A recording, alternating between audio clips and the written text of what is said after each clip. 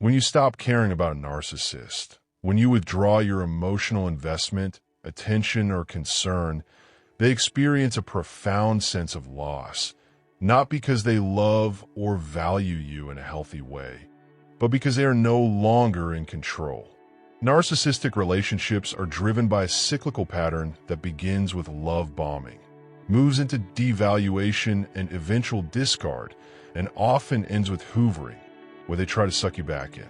At the core of all these phases is their need to dominate, manipulate, and maintain control.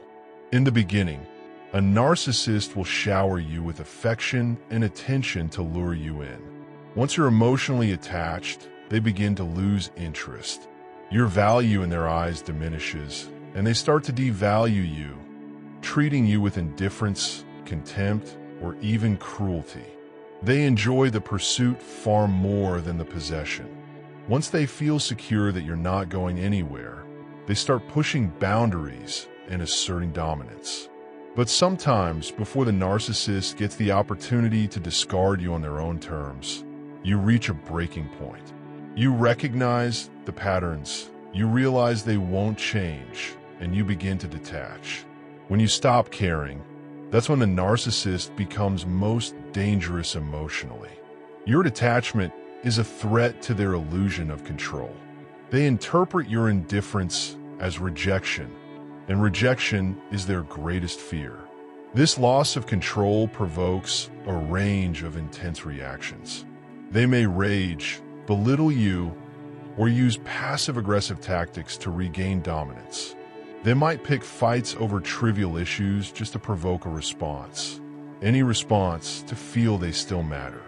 Even if they act unfazed, their anger is a mask for shame and insecurity. They're used to having emotional power over you.